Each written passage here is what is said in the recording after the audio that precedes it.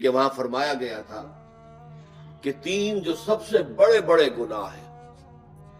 والذین لا يدعون مع اللہ الہا آخر، وہ لوگ کہ جو اللہ کے ساتھ کسی اور الہ کو پکارتے نہیں ہیں، کسی اور سے دعا نہیں کرتے،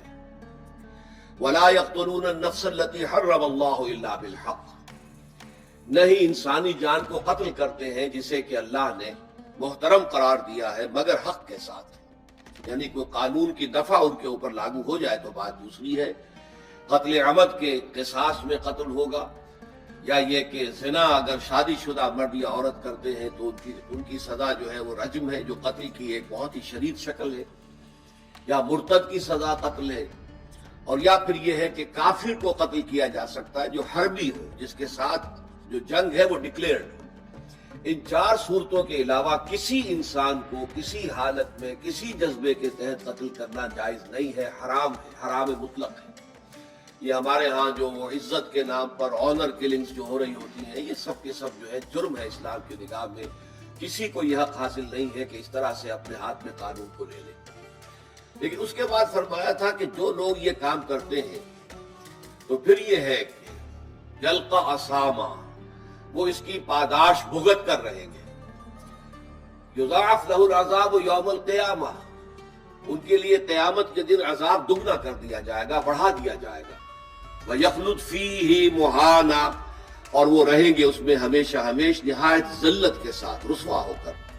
إِلَّا مَنْ تَابَ وَآمَنَ وَعَمِلَ عَمَلًا صَالِحًا، اس میں استثناء ہے کہ جو توبہ کرے اور تجدید ایمان کرے یا ایمان لائے، اگر پہلے کافر تھا تو ایمان لائے گا، اور اگر پہلے مسلمان تھا لیکن یہ کہ یہ گناہ سرزد اس سے ہوا تو گویا کہ ایک طرح کے کفر میں وہ داخل ہو گیا تھا، ایمان حقیقی سے محروم ہو گیا تھا، تو گویا کہ تجدید ایمان کرے، الا من تاب وآمن وعمل عملا صالحا، اور پھر اس کا عمل تبدیل ہو جائے، عمل درست ہو جائے، غلط کام کو فی الواقع چھوڑ دے، فاولئک یبدل اللہ سیئاتہم حسنات، تو یہ وہ لوگ ہیں کہ اللہ تعالیٰ ان کی برائیوں کو بھلائیوں سے بدل دے گا۔ یہ بات جو ہے بہت بلند ہے، اس میں اللہ تعالیٰ کی طرف سے وعدہ جو ہو رہا ہے کہ فَأُولَٰئِکَ يُبَدِّلُ اللَّهُ سَیِّئَاتِہِمْ حَسَنَاتٍ وَکَانَ اللَّهُ غَفُورًا رَحِیمًا وَمَن تَابَ وَعَمِلَ صَالِحًا، پھر دوبارہ تکرار کے ساتھ یہ بات آ چکی ہے، جو توبہ کرے اور پھر عمل اچھا کرے، فَإِنَّهُ يَتُوبُ إِلَى اللَّهِ مَتَابًا، تو وہ ہے جو حقیقت میں توبہ کرتا ہے اللہ کی جناب میں جیسے کہ توبہ کرنی چاہیے، عمل میں کوئی تبدیلی نہ ہو، اور توبہ کی تسبیح ہوتی رہے، استغفر اللہ ربی من کل ذنب واتوب الیہ، آپ نے 10 تسبیحیں کرنی، 1000 مرتبہ کہہ لیا، یہ سب زیرو ہے اللہ کی نگاہ میں۔ ذکر کا ثواب مل جائے گا کہ اتنا وقت آپ نے اللہ کا نام لیا ہے، اللہ کا ذکر کیا ہے، اس کا ثواب تو ملے گا، لیکن یہ توبہ نہیں ہے، اس سے کسی گناہ کی معافی کا کوئی سوال نہیں ہوتا، اس سے برائیوں کے بھلائیوں میں بدلنے کا کوئی امکان نہیں ہے، اس سے اس کی سزا سے بچنے کی کوئی سبیل نہیں۔ اب سورہ تحریم میں خاص طور پر ایک خاص جو پس منظر ہے اس کے اعتبار سے یہ آیت آ رہی ہے، یا ایھا الذین آمنوا توبوا الی اللہ توبۃ نصوحا، اے وہ لوگوں جو ایمان لائے ہو، اے ایمان کے مدعیوں، دعوے داروں، توبہ کرو اللہ کی جناب میں، لیکن وہ توبہ خالص ہونی چاہیے، توبۃ نصوحا۔ اس سورہ مبارکہ کے پس منظر کو نوٹ کیجئے تو اس میں ایک خطائے اجتہادی کہہ لیجئے حضور سے ہو گئی تھی صلی اللہ علیہ وسلم، اگرچہ وہ خطا جانب خیر میں تھی، اچھے کام کے لیے تھی، برے کام کے لیے نہیں تھی، کہ آپ نے اپنے ازواج مطہرات کی دل جوئی کے لیے ایک شے جو اللہ کی طرف سے آپ کے لیے حلال تھی اس کو استعمال نہ کرنے کی قسم کھا لی، تو اس پر حضور کو روکا گیا، یا ایھا النبی لم تحرم ما احل اللہ لک تبتغی مرضات ازواجک، اے نبی کیوں آپ اپنے اوپر حرام ٹھہراتے ہیں وہ شے جو اللہ نے آپ کے لیے حلال قرار دی ہے؟ کیا آپ اپنی بیویوں کی رضا جوئی کے لیے ایسا کر رہے ہیں؟ واللہ غفور رحیم، اللہ غفور ہے، رحیم ہے، اللہ نے آپ کی اس خطا سے درگزر کیا ہے، لیکن قد فرض اللہ لکم تحلۃ ایمانکم، اللہ تعالیٰ نے راستہ تمہارے لیے کھول دیا ہوا ہے کہ ایسی قسموں کو کھولا جا سکتا ہے، جس کے لیے کہ سورہ مائدہ کے اندر کفارہ دے دیا گیا، تو گویا کہ حضور کو یہاں حکم دیا جا رہا ہے کہ آپ اپنے اس قسم کا کفارہ دیجئے، قسم کا، اور یہ جو قسم ہے اس کو کھول دیجئے۔ نمبر 2 پہ پھر 2 ازواج مطہرات کا معاملہ آیا کہ حضور نے ایک راز کی بات کہی ایک زوجہ محترمہ سے، لیکن انہوں نے وہ راز جو ہے وہ دوسری زوجہ محترمہ کو پہنچا دیا جن میں زیادہ آپس میں قریبی تعلق تھا. تو گویا کہ یہ بھی ایک طرح سے خیانت ہو گئی، اس لیے کہ راز جو ہے وہ تو ایک امانت ہوتا ہے، اور خاص طور پر عائلی زندگی میں میاں بیوی کے درمیان کے جو معاملات ہوتے ہیں وہ تو بہت ہی رازداری پر مبنی ہوتے ہیں. اس لیے ان میں سے کوئی چیز جو ہے جس کو خاص طور پر کہا گیا ہو کہ یہ ایک راز کی بات ہے جو تم سے کہہ رہا ہوں، کسی اور سے کہنا نہیں ہے، تو اس میں جو غلطی ہوئی ہے وہ بھی ایک بڑی غلطی تھی حضرت عائشہ صدیقہ رضی اللہ تعالی عنہا ان کی. تو ان دونوں کے پس منظر میں پھر تیسری بات آئی کہ اہل ایمان اگر تم غافل ہو اپنے اہل و عیال کی طرف سے اس اعتبار سے کہ ان کا کردار کیسا بن رہا ہے، وہ اللہ کے بندے ہیں یا کوئی غلطیاں کر رہے ہیں، خطا کر رہے ہیں، تو دیکھو یہ تم ان کے ساتھ جو ہے وہ محبت نہیں کر رہے، عداوت کر رہے ہو. اس لیے کہ تمہاری اس نرمی، تمہاری اس شفقت اور ان محبت کے اندر اس درجے بڑھ جانا کہ اس میں اللہ تعالیٰ کے جو حرام کردہ امور ہیں ان میں بھی تم ملوث ہو جاؤ، تو یہ گویا کہ در حقیقت تم اپنے آپ سے بھی دشمنی کر رہے ہو اور ان سے بھی دشمنی کر رہے ہو. اپنے آپ سے دشمنی کر رہے ہو کہ تمہاری عاقبت خراب ہوگی، ان سے دشمنی کر رہے ہو کہ ان کی اگر تربیت غلط ہو جائے گی تو گویا کہ وہ جہنم کا نوالا بنیں گے. اب اس تین چیزوں کے پس منظر میں فرمایا جا رہا ہے یا ایھا الذین آمنوا توبوا الی اللہ توبۃ نصوحا، اے ایمان والو، اے ایمان کے دعوے دارو، اللہ کی جناب میں توبہ کرو، لیکن توبہ خالص نصوحا. پہلی بات تو یہ جانیے، میں نے بھی یقیناً پہلے بھی عرض کیا ہوگا لیکن دہرانے میں کوئی حرج نہیں ہے، عربی زبان میں یہ دو الفاظ بہت قریب ہیں، آبا یعوب اوبن اور تابا یتوب توبن یا توبتن. آبا یعوب اوبن بھی ہوتا ہے واپس لوٹنا، لیکن یہ ہے کسی یعنی مادی چیز کی طرف سے واپس لوٹنا. ایک ہے تابا یتوب توبن یا توبتن، وہ کسی فعل سے، معنوی چیز سے پلٹ آنا، لوٹ آنا. چنانچہ ایک بڑی پیاری جو دعا حضور صلی اللہ علیہ وسلم مانگا کرتے تھے، آپ کی مسنون دعاؤں میں سے ہے، جب آپ سفر پر گئے واپس گھر آئے تو گھر میں داخل ہوتے ہوئے آئبونا تائبونا لربنا حامدون، ہم پلٹ کر آ گئے ہیں سفر سے، وطن سے میں پہنچ گئے ہیں، گھر میں داخل ہو رہے ہیں اور ہم اس حال میں بھی اپنے رب کی جناب میں توبہ بھی کر رہے ہیں، رجوع کر رہے ہیں اللہ کی جناب میں اور اپنے رب کی حمد کرتے ہوئے داخل ہو رہے ہیں. آئبونا تائبونا لربنا حامدون. اسی طرح آپ بازار جائیں، اس کے بعد اپنے گھر میں داخل ہو تو یہ دعا پڑھیں، تو یہ گویا یہ بہت ہی ایک جو سمجھیے مبارک،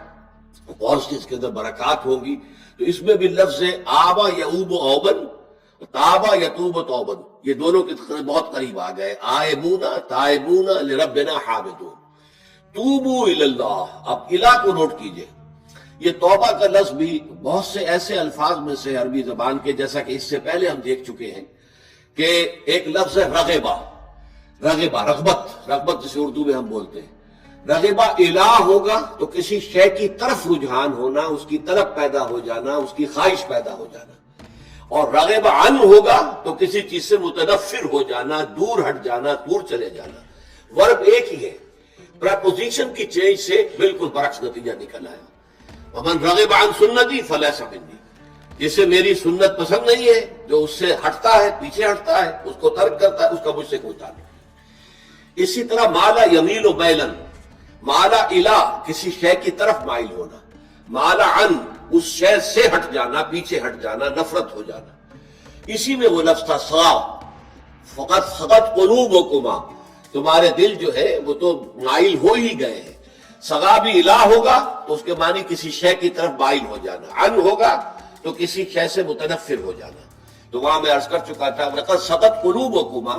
تو اے نبی کی دونوں بیویوں، تمہارے دل تو یقیناً اللہ کی طرف مائل ہو چکے ہیں، توبہ کی طرف مائل ہو چکے ہیں، لیکن زبان سے یہ کہتے ہوئے کہ حضور معاف کر دیجئے غلطی ہو گئی، یہ اس میں ذرا حجاب آ رہا ہے. ظاہر بات ہے شوہر اور بیوی کے درمیان جس طرح کا تعلق ہوتا ہے تو اس میں یہ کہ بسا اوقات اپنی غلطی کو واضح الفاظ میں تسلیم کرنے میں کچھ ہچکچاہٹ سی ہوتی ہے. تو وہ ایک کیفیت تھی کہ تمہارا دل تو مائل ہو چکا ہے، لیکن یہ کہ تم ذرا زبان سے بھی کہو، اقرار کرو. اسی طریقے سے یہ لفظ توبہ ہے. توبہ الہ ہے، کسی کی جناب میں توبہ کرنا. جب اللہ تعالیٰ کی طرف توبہ کا لفظ آئے گا تو توبو الی اللہ توبۃ نصوحا، اللہ کی جناب میں توبہ کرو. اور جب اللہ تعالیٰ توبہ کرتا ہے، یہ لفظ جو ہے دو طرف استعمال ہوتا ہے. تواب بندہ بھی ہے، تواب اللہ بھی ہے. اللہ تواب ہے، بہت توبہ کا قبول کرنے والا. بندہ تواب ہے، بہت زیادہ توبہ کرنے والا. وہ حدیث میں آپ کو سنا چکا ہوں، کل بنی آدم خطاؤون وخیر الخطائین التوابون. تمام بنی آدم نہایت خطا کار ہیں، گناہ گار ہیں، غلطیاں ہوتی ہیں، خطائیں ہوتی ہیں، لیکن ان خطا کاروں میں بہتر لوگ وہ ہیں جو بہت توبہ کرنے والے، رجوع کرتے ہیں، پلٹتے ہیں، ان میں پشیمانی پیدا ہو جاتی ہے اور وہ اللہ تعالیٰ کے جناب میں رجوع کرتے ہیں، تو وہ تواب ہیں، بہت زیادہ توبہ کرنے والے. لیکن اللہ کی جناب میں توبہ جب بندہ کرتا ہے تو وہ الہ آئے گا، تابہ الہ، اس نے توبہ کی اللہ کی جناب میں. اللہ توبہ کرتا ہے یعنی اللہ تعالیٰ جو ہے اپنی نظر شفقت اور نظر رحمت جو پھیر دی تھی اس نے کہ ایک بندے نے گناہ کیا ہے، میرے حکم کی جو ہے خلاف ورزی کی ہے، معصیت کا ارتکاب کیا ہے، تو اللہ تعالیٰ اپنی رحمت اور شفقت کی نگاہ اسے ہٹا لیتا ہے.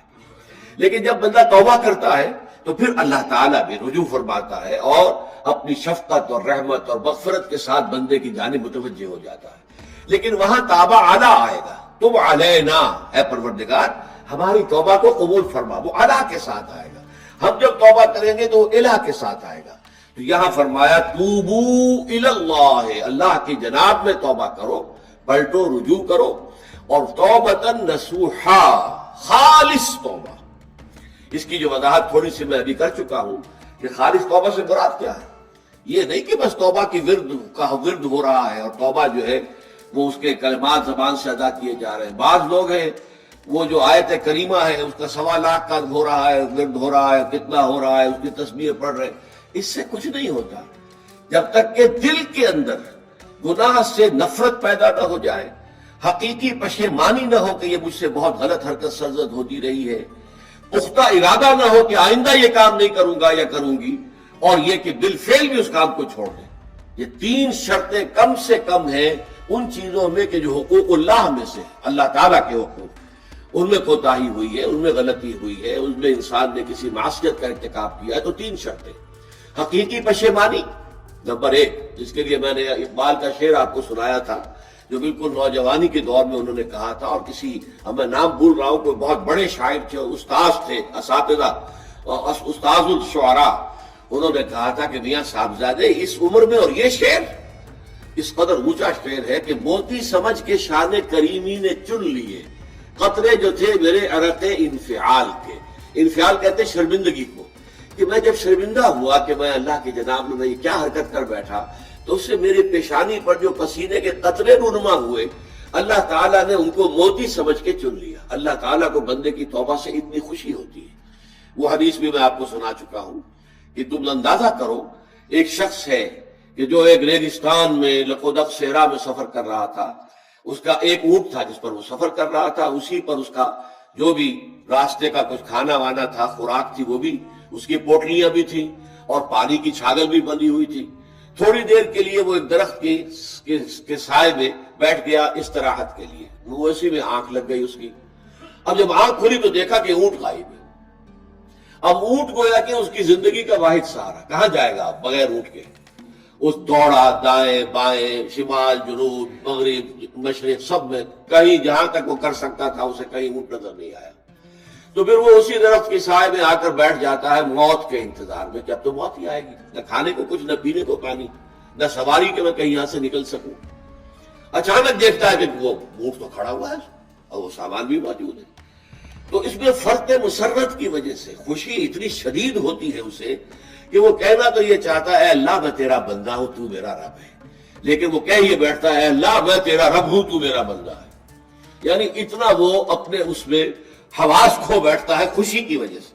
اتنی ہی خوشی ہوتی ہے اللہ تعالیٰ کو اپنے کسی گناہ گار بندے کی توبہ سے. اب آپ اندازہ کیجئے، یہ ہے جو تشبیہ حضور صلی اللہ علیہ وسلم نے توبہ کی عظمت کے لیے بیان کی. تو اس کے حوالے سے، اور میں آپ کو فلسفے کے طور پر بھی بتا چکا ہوں کہ بہت بڑی غلطی جو ہے، جیسے ان دونوں صورتوں کا جو مرکزی مضمون میں نے بتایا تھا کہ خاندانی زندگی میں 2 انتہائی کیفیات پیدا ہوتی ہیں. یا میاں بیوی کی موافقت نہیں ہو رہی تو آخری حد ہے طلاق، یا یہ ہے کہ اتنی محبت ہو گئی ہے کہ محبت کی وجہ سے شریعت کی حدود کے اندر رد و بدل ہو رہا ہے. تو پہلے کے موضوع کے اوپر سورہ طلاق ہے اور دوسرے موضوع کے اوپر سورہ تحریم ہے. تو طلاق کے معاملے میں بھی عیسائیوں سے جو بہت زیادہ غلطی، بہت بڑی سرزد ہوئی وہ یہ ہے کہ حضرت عیسیٰ نے یہ فرمایا تھا کہ جو شخص اپنی بیوی کو طلاق دیتا ہے گویا کہ ناحق، وہ گویا کہ اس سے زنا کرواتا ہے، یعنی یہ کہ طلاق ہو گیا اس کو، اب وہ بیچاری جو ہے وہ بے شوہر کے ہے، عام طور پر مطلقہ سے کوئی شادی نہیں کرتا، تو اب اس کے فتنے میں مبتلا ہونے کا امکان موجود ہے، وہ زناکاری پر آمادہ ہو سکتی ہے۔ تو جس شخص نے اسے غلط طلاق دی تھی در حقیقت وہ ذمہ دار ہوگا اس زناکاری کا جو وہ کر رہی ہے۔ یہ اصل میں ایک اخلاقی تعلیم تھی جس کو کہ انہوں نے قانونی سمجھ لیا اور طلاق کا دروازہ بند کر دیا، حالانکہ شریعت موسوی میں طلاق کا راستہ کھلا تھا، جیسے شریعت محمدی میں کہ اگر کوئی صورت ایسی ہے کہ مزاج نہیں مل رہا ہے تو ٹھیک ہے، علیحدہ ہو جاؤ، سیپریشن کا راستہ کھلا ہوا ہے۔ اگرچہ اللہ کو حلال چیزوں میں سب سے زیادہ ناپسند طلاق ہے، اللہ چاہتا یہی ہے کہ یہ بندل بن جائے تو بنا رہے ساری عمر، لیکن یہ کہ یہ بھی نہیں ہے کہ گھر کے اندر چخ ہوتی رہے، چپکلش چلتی رہے، گھر کے اندر چین نہ رہے، راحت نہ رہے، باہمی اعتماد نہ ہو اور پھر بھی وہ بندل بنا رکھا جائے، اس کا کوئی فائدہ نہیں۔ تو قانون وہ تھا لیکن اخلاقی تعلیم یہ تھی، جیسے حضور نے فرمایا ابغض الحلال عند اللہ الطلاق، لیکن ساتھ ہی میں نے وہ حدیث بھی آپ کو سنا دی کہ جو شخص اپنی بیوی کی جو بھی اس کی روش ہے اس سے سخت نالا ہے، شکایتیں کرتا پھرتا ہے دوسروں سے، طلاق نہیں دیتا، تو اللہ تعالیٰ اس کی دعا سنتا ہی نہیں کہ جب میں نے تمہاری لیے راستہ کھلا ہوا تھا وہ تم اختیار نہیں کر رہے۔ تو یہی معاملہ در حقیقت عیسائیوں نے اس حد تک بڑھایا کہ حضرت آدم اور حوا سے جو خطا ہو گئی تھی وہ خطا جو ہے وہ تو ہر انسان دنیا میں جو آتا ہے تو خطا کار ہے، وہ اپنے آباء و اجداد، اپنے اماں حوا اور اپنے ابا آدم کی خطا لے کر اپنے ساتھ پیدا ہو رہا ہے، تو گناہ گار ہے۔ Man is sinful from the very birth۔ اب اس کا کیا علاج ہو پھر؟ وہ تو اس کا علاج ڈھونڈا کہ اللہ نے اپنا اکلوتا بیٹا زمین پر بھیج کر اور اسے ان لوگوں کی طرف سے کفارہ بنا لیا کہ جو ہمارے اس بیٹے پر ایمان لے آئے۔ یہ سارا عقیدہ بنائے فاسد علی الفاسد کیوں ہوا کہ توبہ کے بارے میں تصور ان کا غلط ہو گیا۔ اللہ قرآن مجید نے واضح کیا کہ غلطی تو ہوئی تھی حضرت آدم و حوا سے، شیطان کے بہکانے میں آ گئے تھے، لیکن یہ کہ پھر انہوں نے توبہ کی، اللہ نے تاب علیہ، اللہ نے اس کی توبہ قبول فرما لی۔ فتلقى آدم من ربہ کلمات فتاب علیہ، تو آدم نے اپنے رب سے کچھ کلمات سیکھ لیے، پشیمانی تو ہو گئی تھی، شرمندگی ہو گئی تھی، لیکن الفاظ نہیں مل رہے تھے، کن الفاظ میں اللہ کی جناب میں توبہ کروں۔ اللہ کی کمال شفقت کے اللہ نے وہ الفاظ بھی انہیں تلقین کر دیے جو سورہ اعراف کے اندر بیان ہوئے ہیں، ربنا ظلمنا انفسنا وان لم تغفر لنا وترحمنا لنكونن من الخاسرین، اللہ نے توبہ قبول فرما لی، فتاب علیہ۔ اب جو بچہ پیدا ہو رہا ہے نسل آدم کا وہ کوئی اپنے جد امجد جو ہے حضرت آدم اور حضرت حوا کے گناہ کی پوٹ لے کر نہیں آتا ہے، وہ تو کل مولود یولد علی الفطرہ، فطرت الاسلام پہ پیدا ہوتا ہے۔ تو توبہ کی در حقیقت جو عظمت اور حقیقت ہے ہمارے دین میں، اس کو نہ سمجھنے سے بھی بہت بڑی غلطیاں لوگوں سے ہو جاتی ہے، اور تاریخ انسانی میں اتنی بڑی بڑی غلطیاں ہوئی ہیں۔ طلاق کے معاملے میں بھی عیسائیوں نے پھر یہ کیا کہ سوائے اس کے کوئی شکل نہیں ہے کہ بیوی زناکار ہو تو پھر تو طلاق ہو جائے گی، سیپریشن ہو جائے گی، لہذا جو طلاق دینا چاہتے تھے وہ ایسے مواقع پیدا کرتے تھے کہ بیوی زنا کرے، یا یہ کہ جھوٹی گواہیاں فراہم کرتے تھے زناکاری کی اور پھر اس سے چھٹکارا حاصل کرتے تھے۔ اس کے بغیر چھٹکارا حاصل کرنے کی کوئی شکل نہیں تھی۔ اس میں بڑے بڑے افسانے جو ہیں وہ مغربی لٹریچر کے اندر آپ کو ملیں گے کہ عورت سے نجات پانے کے لیے انہیں پھر یہ کرنا پڑتا تھا کہ جھوٹے طور پر جھوٹا الزام تہمت لگا کر اس کے اوپر زنا کا الزام ثابت کرے، یا یہ ہے کہ اسے واقعتاً خود ایسے حالات میں ڈال دے کہ وہ زانیہ بن جائے اور پھر اس سے نجات حاصل۔ یہ گویا کہ پھر وہی بنائے فاسد علی الفاسد، ایک غلط بات کے اوپر دوسری غلط بات کریں۔ تو توبوا الی اللہ توبۃ نصوحا، توبہ کرو اللہ کی جناب میں جو کہ خالص توبہ۔ خالص توبہ میں 3 شرائط میں نے بیان کر دی کہ اگر اللہ کے حقوق میں معاملے میں کمی بیشی ہوئی ہے تو پھر یہ ہے کہ پشیمانی حقیقی، عزم مصمم دوبارہ نہیں کروں گا نہ کروں گی، اور نمبر 3 یہ کہ ایک مرتبہ اس گناہ کو لازماً چھوڑ دینا۔ اس کے بعد جو ہے اگر یہ حقوق العباد میں سے ہے تو ایک چوتھی اضافی شرط ہے، یا تو اس کی تلافی کرو، اس کا پیسہ مارا تھا تو پیسہ دو، بہن کا حق جو ہے وراثت میں کھایا تھا تو اس کو ادا کرو، یا اس سے معافی حاصل کرو، یا پھر ایک شکل ہو سکتی ہے کہ اگر وہ فوت بھی ہو گیا ہے، کوئی شکل نہیں ہے، اس کی طرف سے صدقہ و خیرات کرتے رہو، اللہ یہ میں کر رہا ہوں اس کے حساب میں اس کو جمع کر دے، اور میری جو کوتاہی تھی اس کو معاف فرما دے، اس کو جو ہے وہ ڈیبٹ کریڈٹ ہو جائے گا، ورنہ پھر آخرت میں یہ ہوگا کہ آپ کی نیکیاں اس کے حوالے کی جائیں گی۔ یا آپ کے پاس نیکیوں کا ذخیرہ بھی کافی نہ ہوا تو اس کے گناہ آپ کے پلڑے میں ڈال دیے جائیں گے. اور اسی کو حضور نے فرمایا کہ میری امت کا اصل مفلس وہ ہے. آپ نے پوچھا اتدرون من المفلس، آپ لوگ جانتے ہیں کہ مفلس کون ہوتا ہے؟ تو صحابہ نے وہی جواب دیا جو ہم میں سے ہر شخص جواب دے گا، المفلس عندنا من لا درہم لہ ولا دینار. ہمارے نزدیک ہم مفلس اس کو کہتے ہیں جس کے پاس درہم و دینار نہیں ہے، روپیہ پیسہ نہیں ہے. حضور نے فرمایا نہیں، میری امت کا مفلس وہ ہوگا جو قیامت کے دن حاضر ہوگا، بہت سی نمازوں کی وہ پنڈ لے کر آئے گا، وہ گٹھڑی لے کر آئے گا، گٹھڑا لے کر آئے گا، اور روزوں کا اور اس کا اور حجوں کا اور عمروں کا، لیکن وقد شتم ھذا واکل مال ھذا، اس نے مال کھایا تھا فلاں کا حرام طریقے سے، فلاں کو گالی دیتی تھی، فلاں پر تہمت لگائی تھی، حقوق العباد کے اندر جو ہے اس کی عزت پر حملہ کیا تھا. وہ سارے مدعی جمع ہو جائیں گے. اللہ تعالیٰ کسی سے کہے گا بھائی تم اس کی نمازیں لے جاؤ، کسی سے کہے گا اس کے روزے لے جاؤ، اچھا تم لو حج لے جاؤ، اس کے عمرے لے جاؤ، اور اس کے بعد بھی مدعی باقی ہوں گے تو اب مدعیوں کے گناہ اس کے پلڑے میں ڈالے جائیں گے، اور پھر وہ دوسروں کے گناہوں کے بوجھ تلے دب کر جہنم میں جھونک دیا جائے گا. تو یہ حقوق العباد کے اندر معاملہ اس سے بھی کہیں زیادہ سخت ہے کہ جو حقوق اللہ کا ہے. اللہ تو بڑا غفور ہے، رحیم ہے، اس کے اندر وہ رعایت بھی کرے گا، لیکن حقوق العباد کا معاملہ اللہ کہہ دے گا یہ میرا معاملہ ہے ہی نہیں، یہ تمہارا آپس کا معاملہ ہے، تمہیں اس میں تو جو بھی ہے لین دین کر کے ہی معاملہ چکانا ہوگا، دے دے کر معاملہ ہوگا، اس کے بغیر نہیں. تو توبوا الی اللہ توبۃ نصوحا عسى ربکم ان یکفر عنکم سیئاتکم.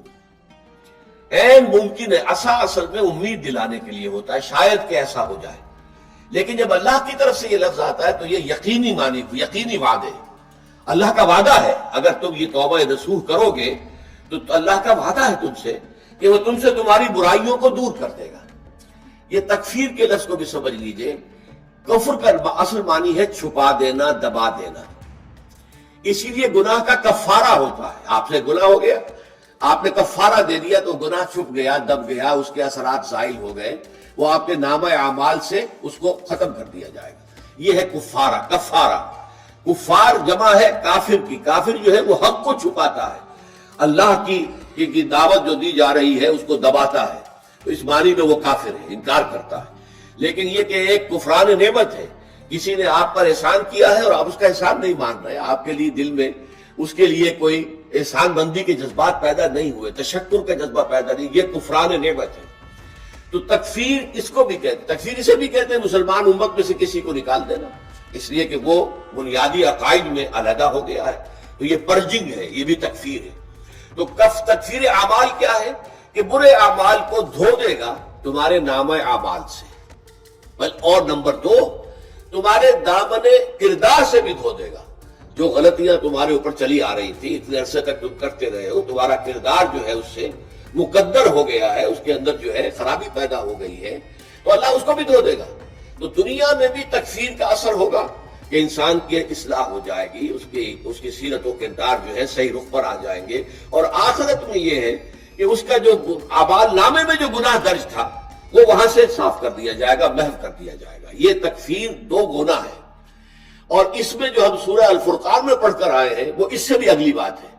اولئک یبدل اللہ سیئاتہم حسنات. جہاں گناہ کا اندراج تھا وہاں اب نیکی کا اندراج ہو جائے گا. تمہاری سیرت و کردار میں جو گناہ کا پہلو تھا وہ اب نیکی کے پہلو میں بدل جائے گا. یہ تکفیر گویا کہ دنیا میں بھی اور آخرت میں بھی. عسیٰ ربکم، امید ہے اور اللہ کا وعدہ ہے کہ وہ تم سے تمہاری برائیوں کو دور کر دے گا. مطلب یہ کون انسان ہے جو برائی سے بالکل پاک ہے؟ کل بنی آدم خطاؤون وخیر الخطائین التوابون. توبہ کرو، توبہ نصوح کرو، اللہ تعالیٰ دھو دے گا. تمہارے دامن کردار سے بھی داغ اور دھبے صاف کر دے گا، اور تمہارے اعمال نامے سے بھی. وَيُدْخِلَكُمْ جَنَّاتٍ تَجْرِي مِن تَحْتِهَا الْأَنْهَارُ. اور تمہیں داخل کرے گا ان باغات میں